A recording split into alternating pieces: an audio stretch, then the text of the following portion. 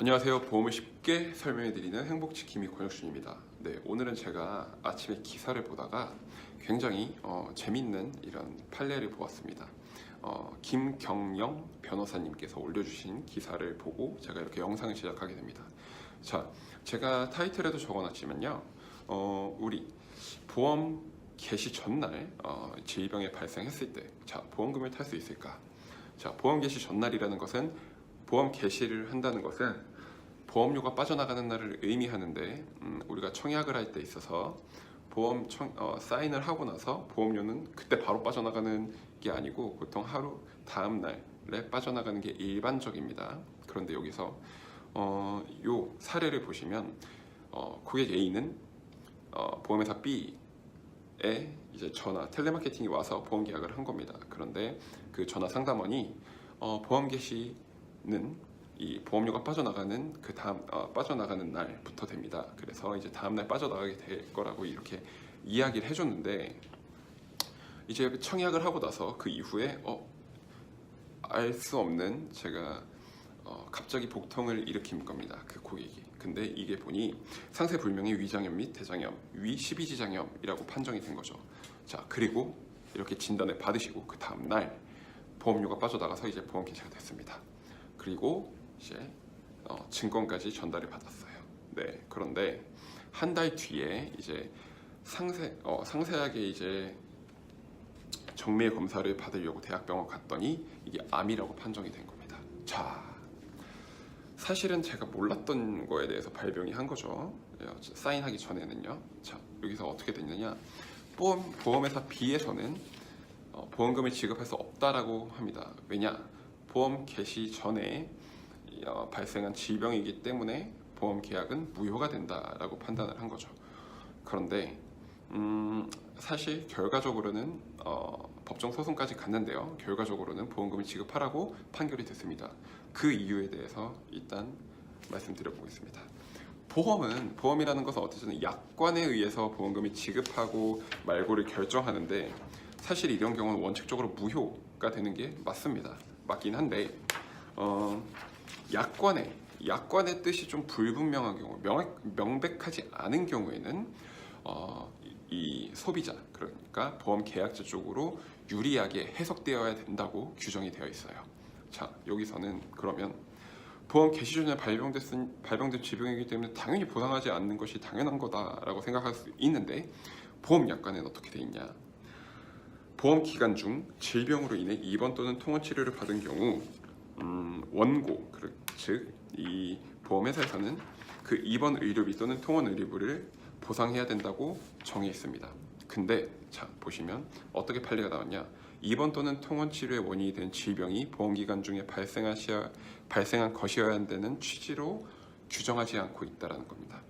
질병의 원인이 되는 그 질병이, 그러니까 그 질병으로 인한 원인이 보험 개시 전이라는 것까지는 나와 있지 않다는 거죠.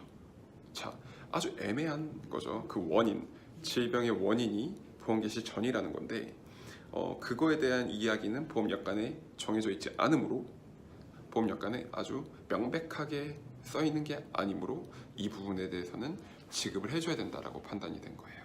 네, 사실은 보험이라는 것은 보험 계약을 사인을 하고 나서부터 유효하다라고 저는 고객들한테 이야기를 합니다. 왜냐면 저희 회사에선 그런 적이 있었어요. 보험 계약을 사인을 하고 나서 종신보험에 사인하셨는데 10억을 가시다가 집에 가시다가 교통사고로 사망하셨어요.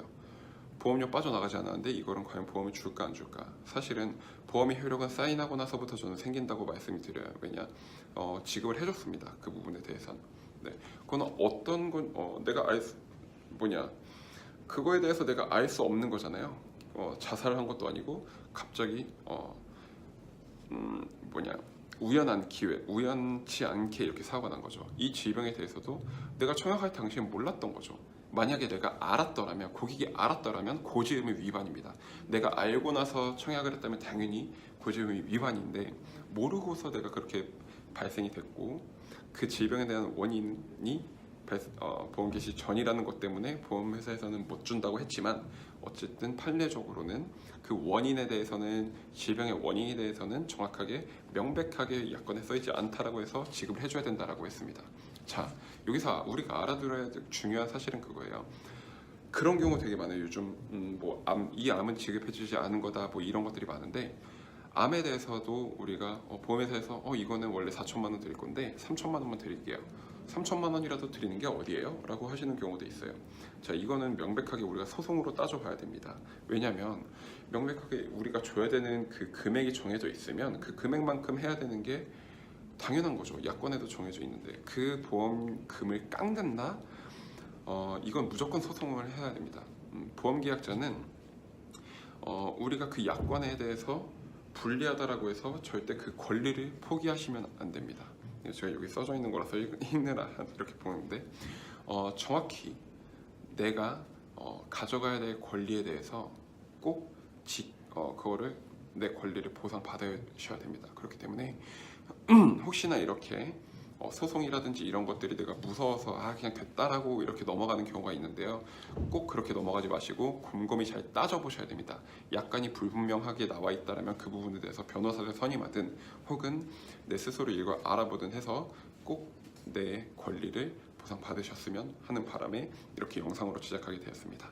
이것들을 마련해준 이 김경영 변호사님께 제가 감사 인사를 드리고, 그리고 이런 좋은 내용은 꼭 많은 분들이 알 수 있도록 공유해 주셨으면 좋겠어요. 네, 오늘은 여기까지 하겠습니다. 감사합니다.